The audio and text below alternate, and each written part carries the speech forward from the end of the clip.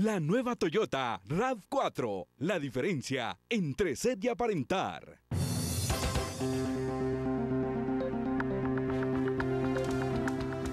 Detención de Eduardo Villatoro Cano, considerado jefe del narcotráfico y autor de la matanza de Salcajá, supone fin a la Operación Dignidad que permitió el desmantelamiento de banda narcotraficante.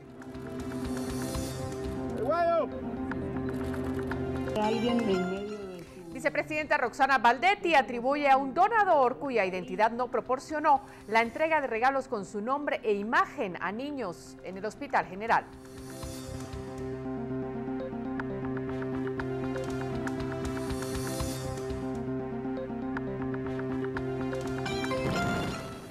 Vecinos de Río Dulce efectúan original protesta acuática contra el tendido de un cable de alta tensión a lo largo del emblemático puente de la localidad ribereña.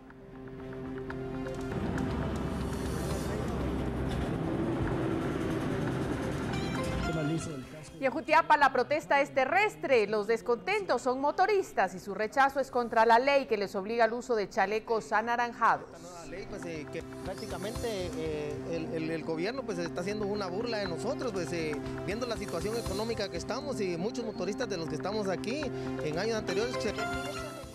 Encuentro de Empresarios entregará el próximo jueves una propuesta con acciones para la reducción de la pobreza en Guatemala. Espera que los partidos políticos se comprometan a cumplirla. De Guatemala, pues porque Cobán, Zacapa y Escuintla para socializar su propuesta. Porque vemos que son temas que tienen... Gobierno italiano admite que desconoce el número exacto de inmigrantes que murieron ayer en naufragio en el Mediterráneo.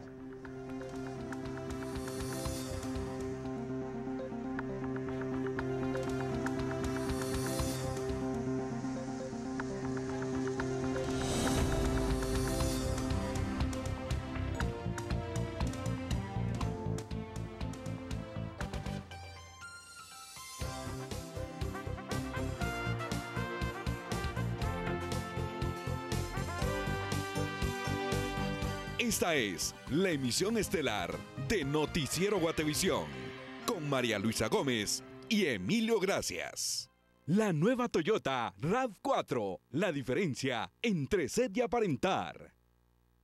Muy buenas noches y bienvenidos a su noticiero Guatevisión. Buenas noches, María Luisa. Emilio, buenas noches, amigos televidentes. Gracias por acompañarnos. Tenemos toda la información que usted necesita conocer. Por supuesto, esta noche destaca la captura de un supuesto capo del narcotráfico. Nosotros tenemos toda la información y con ella vamos a ir más adelante. Pero ahora, iniciamos.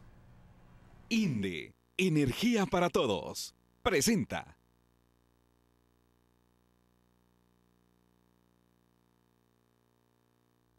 Y la polémica generada por la aparición del nombre de la vicepresidenta Roxana Baldetti en los regalos entregados a niños en el Hospital San Juan de Dios fue aclarada. La versión de la vicemandataria es que desconocía que se intentara promover su imagen y niega que exista propaganda preelectoral con recursos del Estado. Los artículos entregados con el nombre de la vicepresidenta por la celebración del Día del Niño fueron donados por una persona que permanece en el anonimato. Esos no son recursos del Estado, son recursos de alguien, amistad mía, lo pueden buscar y rastrear donde quieran. Los que se regalaron en el Día del Niño que estuvimos en el parque. Y los que iban también en la bolsita del hospital. Baldetti aclaró el tema 3 días después. Sostuvo que los juguetes no fueron comprados con recursos del Estado, mientras justificó el por qué las fotografías con su imagen fueron colocadas dentro de estas bolsas. Alguien en medio de su emoción o de su cariño o de como le quieran llamar, incrustó fotografías mías, las cuales yo tuve acceso antes de llegar ahí. A mí no me pareció el gesto. Y por eso lamenté no poder ir a visitar a los niños y no fui. Así reaccionó Baldetti al ser cuestionada ante las críticas de que intenta promover su imagen. Propaganda electoral anticipada. ¿Pero qué dice? No tiene el logo del partido. Yo pertenezco. Está promoviendo su imagen y su ¿En qué? Si no está mi foto. Bien, estaban las fotografías dentro de las bolsas. No, ya se lo expliqué. Las bolsas yo no asistí precisamente porque no estoy de acuerdo, porque yo lo critiqué en el gobierno pasado y porque no voy a hacer algo en lo que yo no estoy de acuerdo. Por una Guatemala en paz, Carolina Leverón y Juan Carlos Pérez.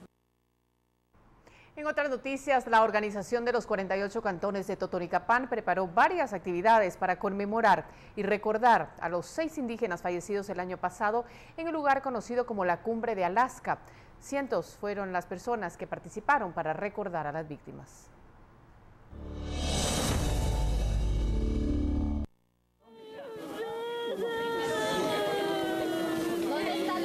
En conmemoración de un año de la muerte de 6 pobladores durante una manifestación por el precio de la energía eléctrica, donde producto de un enfrentamiento con elementos del ejército diera como resultado 6 fallecidos y más de 40 heridos, este día la Junta Directiva de Alcaldes Comunales de los 48 cantones realizaron una actividad, donde en el kilómetro 169 de la Ruta Interamericana se realizó una ceremonia en memoria de los caídos, develándose una plaqueta con los nombres de las 6 víctimas. Es en conmemoración de los asesinados el 4 de octubre del año pasado. Nos hemos reunido para hacer esa conmemoración. Le exigimos al gobierno que respete las decisiones de nuestros pueblos para que no ocurran nuevamente estos hechos. Esto es un recuerdo para el gobierno de Guatemala, que no se le olvide que aquí asesinó a más de 6 personas e hirió a más de 40. A un año de esta tragedia, el dolor de los familiares se hace notar. Siempre me siento tristeza porque ya cumplió un año de fallecimiento de los hermanos, 6 hermanos que han fallecido, que se han matado aquí en Alaska por defender nuestros derechos. Uno de los representantes de las organizaciones que se hicieron presentes dice que la violación a los derechos de los pueblos indígenas es constante. Para los pueblos indígenas esto ya se convierte en una constante. Hay que recordar que sucedió igual en Barías, en San Juan, Zacatepeques, aquí en Toto, en Jalapa y Santa Rosa, que las empresas precisamente que quieren saquear la minería, sacar el oro, la plata, el zinc, el níquel, el petróleo, que muchas veces desean las tierras y los cerros de nuestro país, son los que están bajo esos intereses, son los que se están cometiendo graves violaciones de derechos humanos en nuestro país, y por ende creemos nosotros que es fundamental el manifestar nuestro apoyo y solidaridad.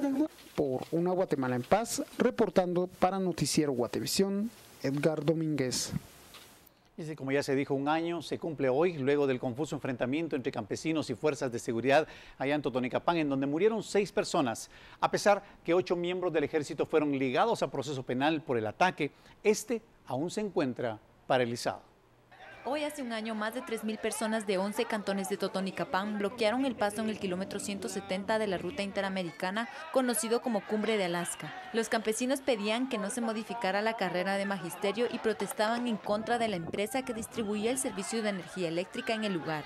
A las 2:30 de la tarde, un guardia privado que custodiaba un camión cargado de cemento disparó contra uno de los manifestantes, lo que desencadenó un enfrentamiento entre los campesinos y los agentes de la Policía Nacional Civil y elementos del ejército que habían llegado al área para desbloquear la carretera.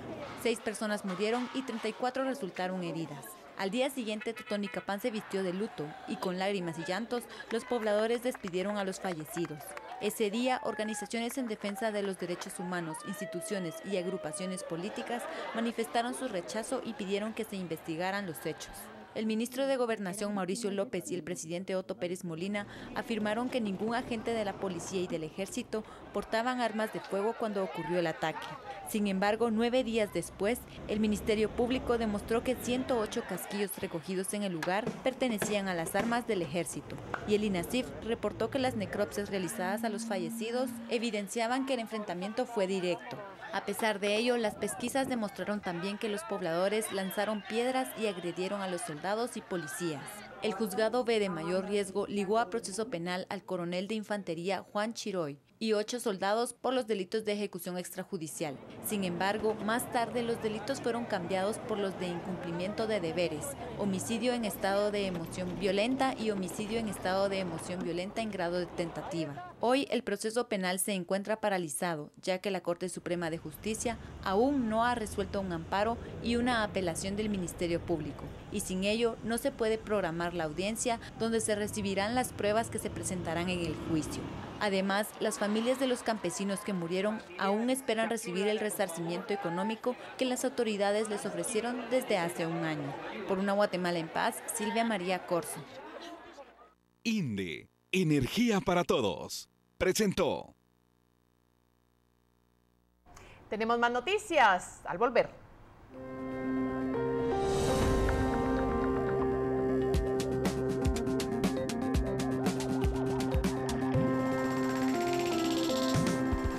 A continuación, vecinos de Río Dulce y Zabal protestan de forma original contra cableado de alta tensión. Y más adelante en Jutiapa protestan motoristas contra el chaleco anaranjado. Los detalles al volver.